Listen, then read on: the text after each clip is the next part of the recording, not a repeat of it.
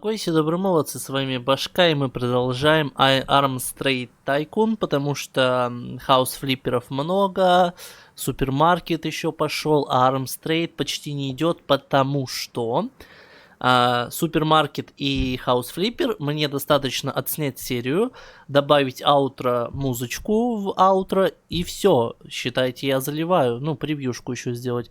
А в Arms Trade Tycoon как бы надо монтировать, вот, поэтому его мало, поэтому я его сейчас и записываю.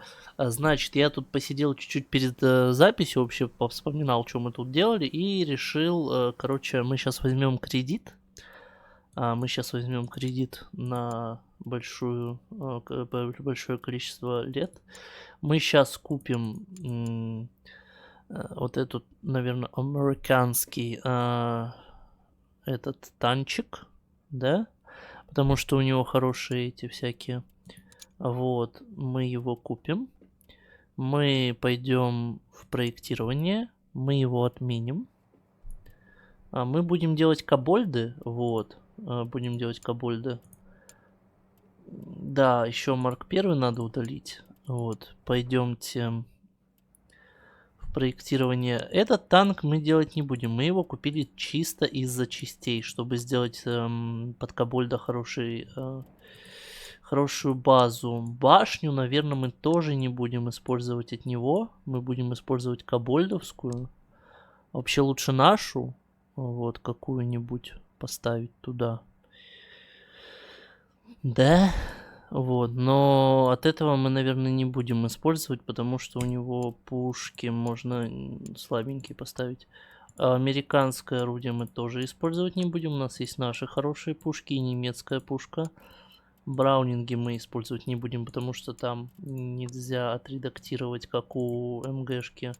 Сколько будет наводчиков? У МГшки один наводчик, это супер. Да. Двигатель мы пока оставим. Менять не будем. У нас есть Кобальт, у нас есть Никс. На базе Никса, по-моему, оно будет более... то есть пределы 12, пределы 13, смотри. Ну-ка, давай попробуем переделать. Вот. Допустим, мы поставим тебя. У нас не будет скорости по бездорожью.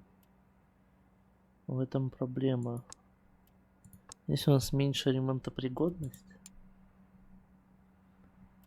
Здесь у нас не дается надежность, да? Угу. Ну, то есть, возможно, можно взять Никс, можно взять вот эту вот штуку. Это порежет диапазоны, но это снизит количество механиков на единичку, да, то есть нужно будет всего лишь 2 механика. Вот. Тележки на винтовых пружинах, это, конечно, хорошо. Тут еще есть тележки с поворотными что-то там. Откуда нам знать, правильно? Вот. То есть, в принципе, они более-менее похожи. Вот эти тележки независимые, они похуже будут. Но, ну, я в плане вообще конструкционно, да? То есть, вот эти вот, они больше подходят для преодоления неровностей. Но мы возьмем вот тебя, это займет, конечно, побольше места. Вот. Пределы упадут сильно, общее упадет не сильно. Но попытаемся вот так сделать Никса. Никсе. Да, и просто ждем исследований. Ждем исследований. Можно еще корпус что-то подшаманить. Но, наверное, я не буду этим заниматься. Линию хотелось бы построить тоже, но не знаю, пока нет. Что по администраторам? Доступ есть на склад, есть в исследовании. Ну, в исследовании у нас занято, на склад можно нанять администратора. Все. Я с вами пока прощаюсь. До чего-нибудь интересного.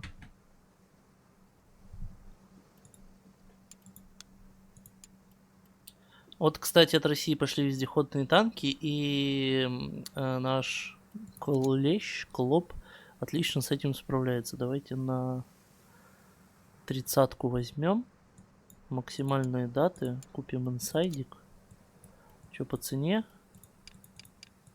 Сильно нагреть нельзя. 50 тысяч. Ты стоишь 20 тысяч. Пойдет. Пойдет.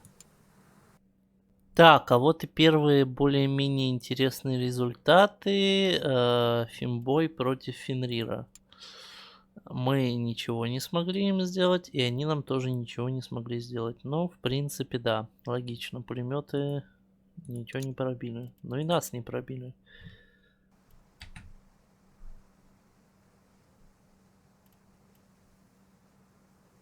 Финбой против Фенрира. Это так комично звучит. Мы сделали первый заказ. У нас еще Япония заказала сухопутные линкоры. И эти танчики тоже хорошо подходят на роль линкоров. Это супер. Да, мы, конечно, не такие большие количества поставляем, но вот на роль линкоров... Ага, вот из суда сейчас придет. Суда отлично. Мы сейчас погасим кредит. Погасим кредит. У нас опять остается мало денег. Мы купим новую суду, вторую.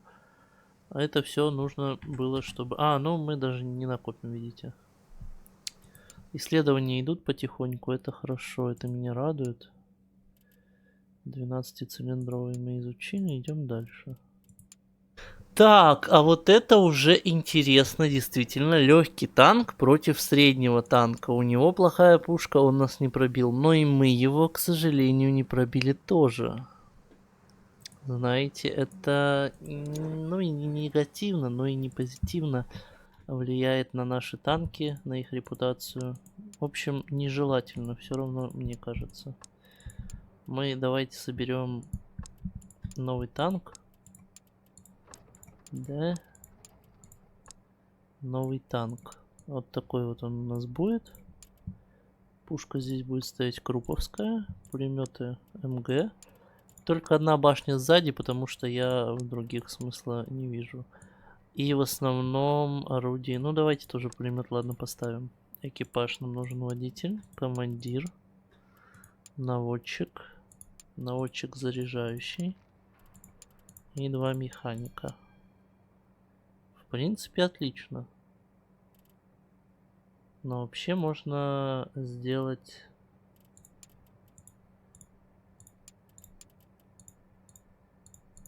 Вот так даже можно сделать, в принципе.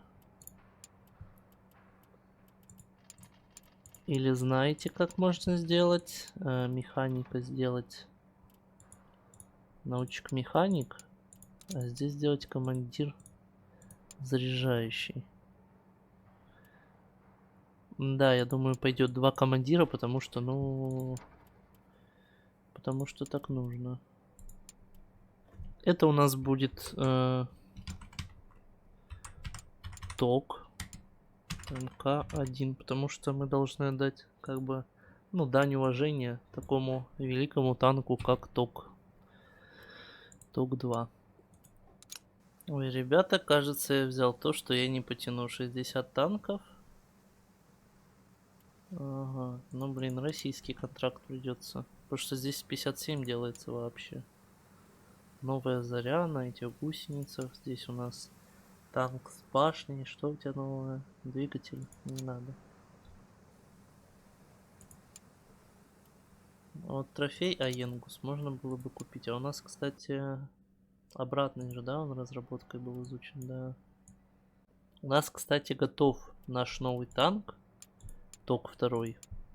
Вот, можно, в принципе, на нем прокатиться, хоть это не имеет смысла, но давайте пощупаем хотя бы.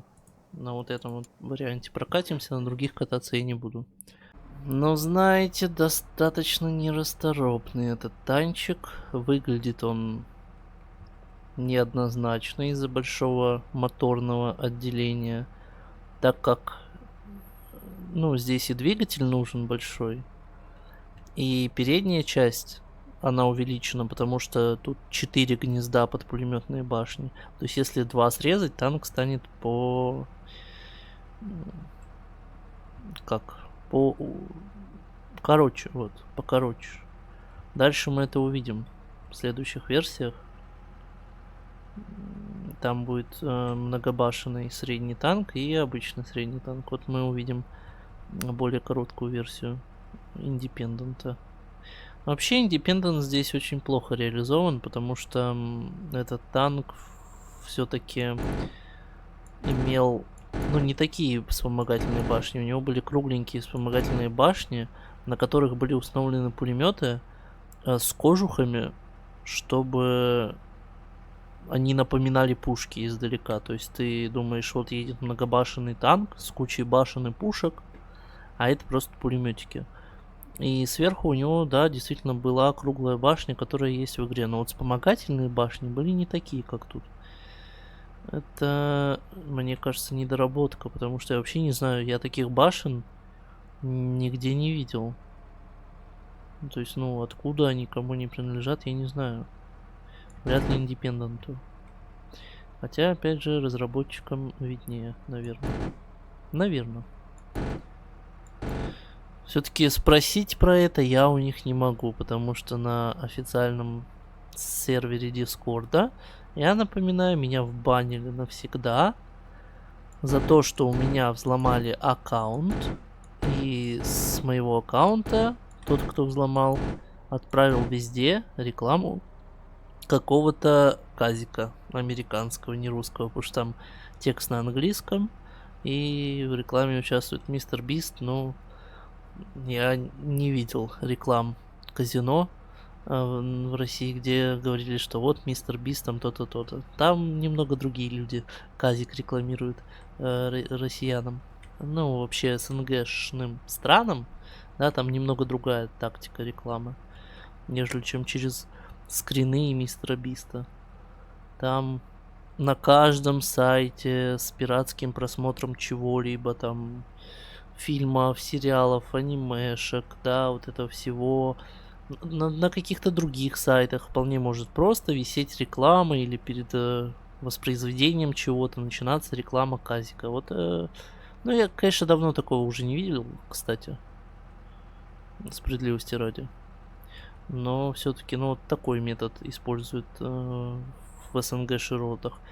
А в СНГ-широтах используют казино стримеров, там Папича того же какого-нибудь, да, которые стримят казик, им подкручивают, чтобы были какие-то большие победы, большие поражения, вот это все, чтобы люди переходили по ссылкам, видя как, ну вот Папич играет, но у него мега вин, потом, конечно, он просрал, но это потому что он дебил. Да, сейчас пойду и заработаю кучу денег, потому что я-то не дебил, я выиграю, сразу выведу. Но это так не работает. Так что на казино не ведитесь, ребята, это плохо. Это я просто в ознакомительных целях рассказал, какая реклама казино в СНГ-широтах. Вот. Ну, наверное, основную часть мы увидели. Я уже не буду вставлять, как я доеду, лишние минуты тратить. Очень массивная, скучная машина, но давайте мы посмотрим, кстати, что у нее здесь по показателям веса, по показателям тяги, в принципе, все нормально. Это меня радует.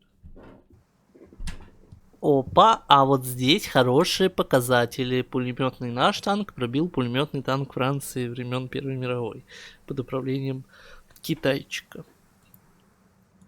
Это хорошо. Так, вот, кстати, и наш танк прорыва, его результаты. Меня устраивает количество 40 штук. Вот вообще прям устраивает. Я хочу оттянуть максимально дату и цену, сколько это возможно. А сколько это у нас будет? Так, нам за один танк заплатят 110 тысяч. Вот, за один танк. А мы произведем этот один танк за 76 тысяч. Ну, такое себе на самом деле. 40 машин. Сколько мы это будем делать? 142 дня. Нам еще и не хватит. Да, что-то я многовато беру на себя в последнее время. По ощущениям, как-то моя не справляться. Сколько мне делается-то хоть? С 31 делается. Давайте закажем на 31. Так, 31 плюс 32 можно заказать. Пойдет. Ну и кавалерию наш танк тоже неплохо разваливает пулеметный. Но опять же это старье. Я выпустил сколько таких? Один, что ли? Или сколько? Но здесь тоже у нас опять же участвует старье. Как бы в прошлом бою они поломались, в этом бою они не поломались в лесу, поэтому тут победа, тут ничья. Я на другой не рассчитывал. Ого! А вот, кстати, еще один бой нашего танка нормального, адекватного против пехоты. Но результаты не очень хороши, но у него только один пулемет и пушка, поэтому и так сойдет, и так нормально. Вот, кстати, еще один результат с Валахии. Вот здесь мы поработали уже получше. Здесь прям хорошо. А вот, кстати, и Т-28 и американский средний танк. Мне бы хотелось выкупить Т-28. Я бы хотел, я бы желал выкупить Т-28. Вот против старых танков. Один. Серьезно, их было 4. 30 моих машин смогли один уничтожить. Сильно, сильно, что сказать. Это было очень сильно. Я даже не знаю, что сильнее. Ого, глядите, ничья. То есть, в принципе, нас не пробили. Мы, конечно, тоже не пробили его. С пулеметов-то это понятно, но самое главное, что мы в целине. Целые остались наши танки. Это значит бронирование у них хорошее, хоть всего лишь 12 миллиметров. Ну, ладно. Почему я так странно разговариваю, что идиот? Да, бывает. Нет, 40 я делать больше не буду, извините. Это просто кошмар какой-то. Я вообще не могу нормально их делать. Зато цена сильно увеличилась. Давайте их сделаем. 35 танков нам надо. Да ёпересете, ну сколько можно? Ну я не знаю, давайте все ресурсы продадим и закупим заново. Все кроме стекла. Стекла я 629 продам. 11 865, 17 890, ой, 98 и 10 25. И закупимся нормально, потому что ну это невыносимо. Просто у меня никогда не хватает высокоуглеродистой стали. Ну это значит надо продавать старые запасы, закупаться по новой. Потому что, ну, конечно, там высокоуглеродистая сталь не нужна была в первую эру. Там из стали делали, а тут уже как бы, ну, думать надо, что-то придумывать, да? Ого, промежуточный танк, ничего себе, и мы вообще сосем везде. Ужас, ужас, ужас, ужас, ужас. Кошмар. Значит, надо делать этот самый промежуточный танк. 10,50, 9,5, 12, 14,5. Вот давайте тебя поставим. Кобальт или Никс? Кобальт. Хорошо. Здесь поставим вот эту вышку. И это будет очень странный танк. Ну да ладно. Зато сюда КВКшечка ставится. Это хорошо. Это хорошо. Слушайте, ну танк действительно будет очень необычным. Мягко скажем. И вот такая вот машина будет. На Никс я ее не смогу поставить, да? Ну, что поделать. С экипажем проблемы, потому что тут всего 3 человека. Вот. Это плохо. Ну, 2 в башне, 1 водитель, но этого не хватает нашему танку. В этом прикол.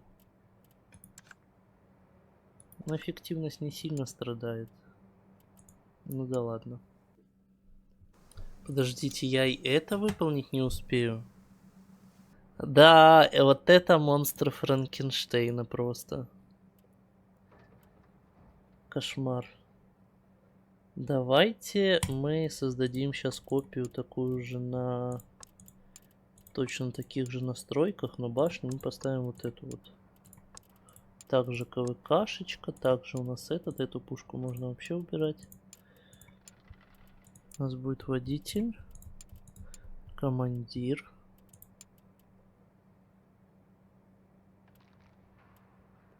Механик. Ну и механик заряжающий. Нет, также, да.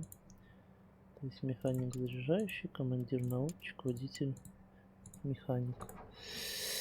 Эх, ну что поделать, что поделать.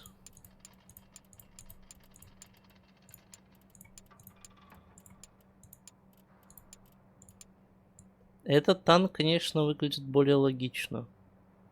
Безусловно. Он имеет сумму больше, чем вот этот. У этого более бронированная башня.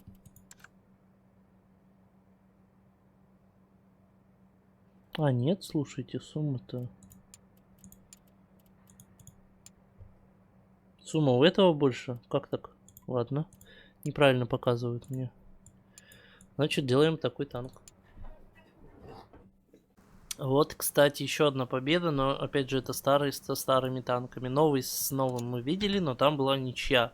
То есть ни мы, ни они. А еще здесь есть какая-то, ну вот, тоже, да, опять же, ни мы, ни они. Вот, чтобы наш новый танк, который Марк 2, сошелся в бою с их танками, вот это было бы хорошо. На этом, знаете, можно и покататься, чтобы просто посмотреть, насколько это бредовый танк. Не, ну с другой стороны, почему бредовый, да? Низкая база, высокая башня.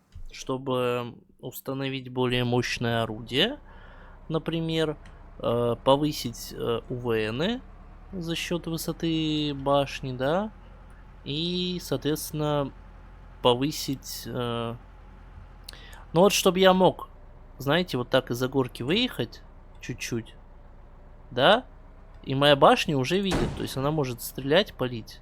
А враги видят мою башню, ну и верхний бронелист корпуса максимум. Башня у меня бронированная. ВЛД под углом. Плюс я еще как стою, там угол увеличивается. Соответственно, что мы имеем? Мы имеем хороший танк. Ну, какие-то странные радиоантенны вокруг. Но это для того, чтобы пехота, не знаю, держалась. Каталась с нами. Орудие здесь, опять же, старое, немецкое, да, то есть мы своего нового ничего еще пока не производили. Мы уперлись в проекцию, ну, в инженеринг, сами башни, корпуса, да, и в моторно-ходовую часть, то есть гусеницы, движки, масла всякие, да, новые. В орудие мы не упирались еще. Так что здесь стоит, да, старая немецкая. Ну, старая, потому что они еще и новые ничего не делали. Но если бы мы уперлись в орудие, мы бы уже изучили что-то крутое. Например, пушку поддержки пехоты. Или горную гаубицу. Правда, в эту башню горная гаубица не встанет, к сожалению, вроде. Вроде, опять же, может и встанет. Откуда же мне знать? Я уже не помню. Вот. А танчик с горной гаубицей, ну вы понимаете, да, он будет разносить и пехоту, и танки другие, потому что, ну, гаубица, ну, вы представляете, в 12 миллиметров брони влетит огромный артиллерийский фугас. Но это будет не артиллерия, это будет бронированный самоходный танк. Да. Так называемая САУ. Только есть башня. Ну, САУ с башнями тоже были. В общем, ну да, это получится САУ, самоходная артиллерийская установка.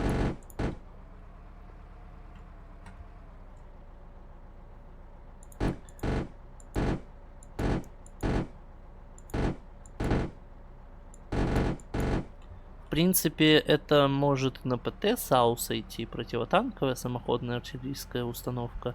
Но она же не только на танки направлена. То есть противотанковая — это у которой длинная пушка, снаряды хорошие, да, бронебойные, я имею в виду.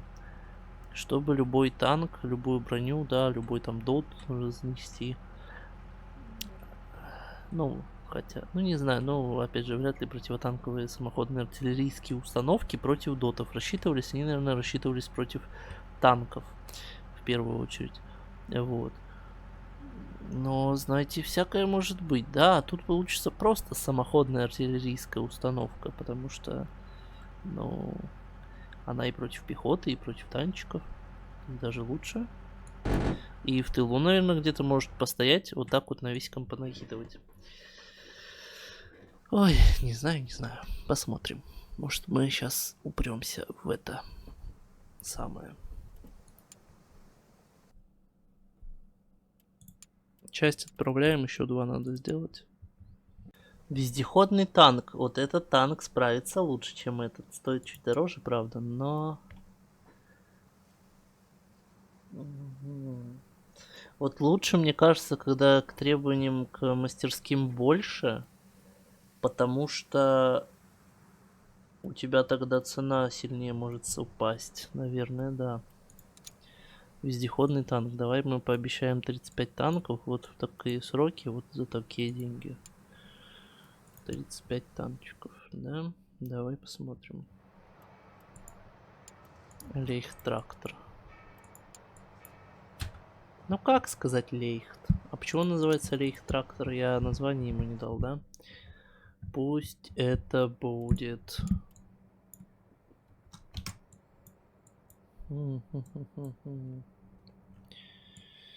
Я даже не знаю, дайте мне подумать чуть-чуть. Давайте это будет Прометей. Марк 1. Да, почему нет? Пусть это будет Прометей. А про Бэтбаг, наверное, мы можем забыть, потому что... Ну, зачем он нам, если у нас есть Прометей, правильно? Прометей покруче. Прометей получше. Прометей, да-да. Давайте мы заранее наработаем разработки. Ой-ой-ой. Ну да, ты получше. Электрическая фара.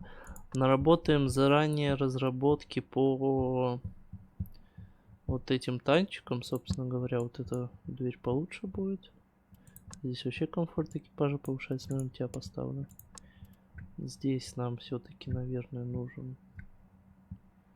У нас что сбоку? А, это сверху. Сверху нам рикошет не нужен. Вот, минус 2 командира. Да. Да. Вот так вот. Вентиляторы у нас какие? Мы, по сути, можем комфорт, наверное, снизить, да? 43, да, мы можем снизить комфорт экипажа. Здесь минус 4, 8, 7, 5. Здесь похуже, но это выглядит более адекватно. Давайте скажем честно. Здесь я бы поставил все-таки вот тебя. Улучшенная круповская сталь. И вот такие заклепки, да. По защите. 12. 10. 7, 7. На производстве пожар. И тебя тоже создадим нового. Так, электрические фары. Минус ты хорошо. Ты у нас... Но здесь ты смотришься нормально. Но можно поставить вот тебя. Пусть такая стоит просто по приколу. Я не знаю. Просто по приколу. Что у тебя по защите? 25, 14, 15, 10, 8. Ну давай здесь тоже сделаем 15. Что-то у нас сзади больше, чем сбоку, правильно? И вот так вот. Тоже мы разработаем танчик. Так, 2 инженера нас покинуло. 2 инженера нанимаем новых. Так. Танчик разработали, супер. Остается гусеница для них сделать хорошие. Никс мы использовать не будем тоже. Вот нам надо сделать Церберус и Кентавр хорошие. Давай подумаем. Ну это, конечно, безусловно будешь вот ты. еще по мобильности. Скорость на бездорожье надо еще больше, чем 11. Еще больше, чем 11 у нас нету. Так, делаем, значит, Mark 2. Я заменил двигатель на более хороший. Мы сейчас сделаем Mark 2 версию. И... Ой, контракт. Тяжелый авангардный танк. Ты чё, серьезно? Марк 1 мы удаляем, значит, и мы сейчас делаем вот этот тяжелый авангардный танк. Тогда 35, максимальное время, максимальные деньги. Погнали.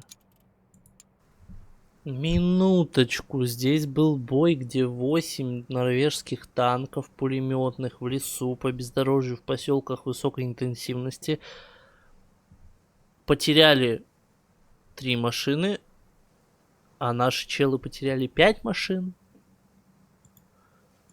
Мы из-за развертывания понесли поражение и потери. Ужас. Да, кстати, насчет проектирования, что я хотел сказать-то. Вот с этим танком у меня почему-то не клеится. Сейчас мы посмотрим, почему. Так. Вот я ставлю эту башню, видите, вес. То есть с ним у меня не клеится. Вот эту башню, если я ставлю, эту пушку... Ну, пушка, представляете, не клеится. То есть по весу он... Что-то надо менять, короче, ему. Он по весу очень сильный. А вот с этим танком у меня, в принципе, все склеилось.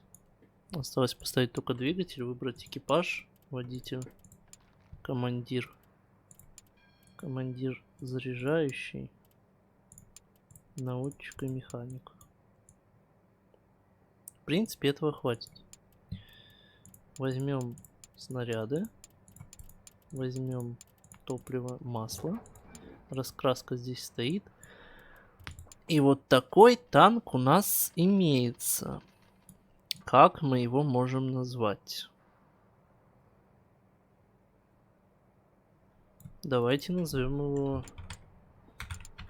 Zealand Mark 1. Просто потому что. Не знаю. А с этим танком надо что-то придумывать тогда. Надо переконструировать его корпус. Что-то не так в корпусе. Ошалеть, ребята. Ребята, вы просто посмотрите. Ajax Mark 3. Я так понимаю, это 5-й Марк. Потому что тут колесо, видите, вот башенка. На гусеницах Тедпол. С пушечными башнями. Моему питчеру проиграл вот так вот Солянова. Жаль, конечно, что на дворе 1924 год. Ну, это так. К слову просто. Но такое тоже бывает. Сейчас мы попробуем. Давайте посмотрим.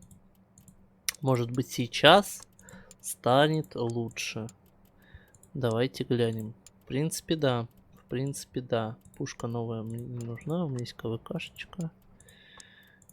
Пулеметики. Главное, чтобы экипаж, этот вес, не командир заряжающий, наводчик и механик. Да вроде все норм. Я бы даже сказал отлично. Да, конечно, здесь вот такая вот башенка старенькая, и танк выглядит в целом как-то странно. Эх, ну что поделать? Ничего не поделаешь. Вот это надо было называть Зеланд. Но пусть это будет ББСХ МК-1. ББСХ это значит Big Boy Small Head. Ага.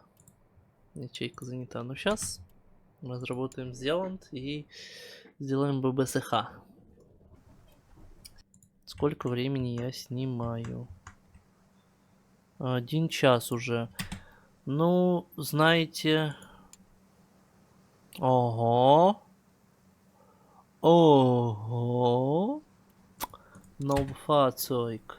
Fahrzeug мне нравится как танк, слушайте. Fahrzeug это крутой танк. А еще мне нравится говорить Fahrzeug. Fahrzeug. Что вот это за позорище? Я не могу. Во-первых, как вы проиграли вот этому. Во-вторых, ну, 24-й год. Сдайте эти танки в утиль. Ого, линия сборки вторая построена. Супер. Значит, мы сейчас займемся долгим наемом рабочих. А, это инженеры. Тю ты. Не пугай меня. Ну-ка, кошка. Не надо микрофон трогать. Люди тебя слышат. Так, я нанял рабочих, нет? Да. Занимаемся. Исследование надо поставить. И сейчас мы тогда закончим. Раз так много времени ушло, я пойду монтировать. Я надеюсь, это выйдет быстро. Скорее всего, это выйдет быстро. Нам, значит, нужен новый снаряд. Здесь мы... Да, в принципе, но мы все изучили. Можно вот сюда выйти, чтобы вот эту вот подвесочку взять. Вот. Надо бы еще третью линию здесь построить, но денежки не бесконечные. Сейчас давайте, хорошо, мы выполним заказ. Вездеходный танк. Ну ты говнюк, конечно. Еще один бой. Стая...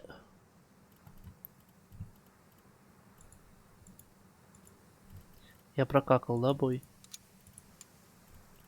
Нет, это уже другой бой. Ага, опять то же самое. Опять 25. Ладно. Сейчас мы отправляем танки. Ну и на этом я с вами прощаюсь. Смотрим на денежки, пожалуйста. Если вы не подписаны, подписывайтесь обязательно с колокольчиком, чтобы не пропускать новые ролики.